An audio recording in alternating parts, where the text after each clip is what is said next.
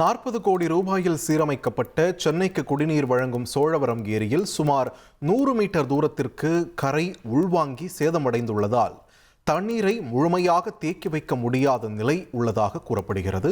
இது தொடர்பான கூடுதல் தகவலை வழங்க இணைகிறார் எமது செய்தியாளர் பாஸ்கர்.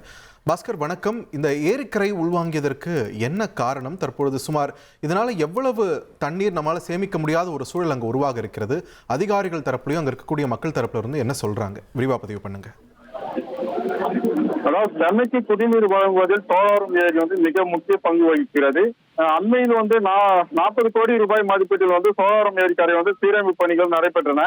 இந்த சீரமைப்பு பணிகள் நடந்த சோழவரம் ஏரியின் கரையில் விரிசல் விழுந்த நிலையில் படிப்படியாக 100 மீட்டர் தூரத்துக்கு கரை உள்வாங்கி உள்ளது. தரமற்ற முறையில் சீரமைப்பு பணிகள் நடைபெற்றதால் ஏரிக்கரை உள்வாங்கி உள்ளதாக தமிழக ஆளுநர்கள் குற்றம் சாட்டியுள்ளனர். சுமார் 1 கிலோமீட்டர் தூரத்துக்கு சோழவரம் ஏரிக்கரையின் மீது தார்பாய் கொண்டு மூடி வைக்கப்பட்டுள்ளது. நடப்பாண்டில் வடகிழக்கு பருவமழை தீவிரமடைந்த போதிலும் சோழவரம் ஏரியில் தற்போது முழுமையாக தண்ணீரை தேங்கி வைக்க முடியாத சூழ்நிலை வகிக்கிறது.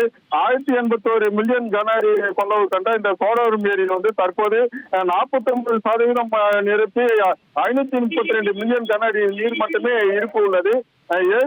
ஏரிக்கரைகள் சேதமடைந்ததால் தண்ணீர் முழுமையாக தேக்கி வைக்க முடியாததால் புழல் ஏரிக்கும் உபநீராக கொசத்தலை ஆற்றுக்கு அதிகாரிகள் வெளியேற்றியதால் நீர்மட்டம் வெகுவாக குறைந்துள்ளது.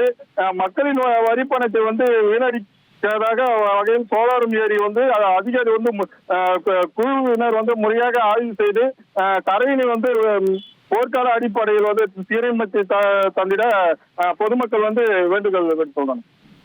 நன்றி பாஸ்கர், உங்களோட விரிவான தகவல்களுக்கு. இனி செல்லும் இடமெல்லாம் செய்தி. தந்தி டிவியின் வாட்ஸ்அப் சேனலை ஃபாலோ பண்ணினா செல்ல இருக்கும் இடமெல்லாம் செய்தி.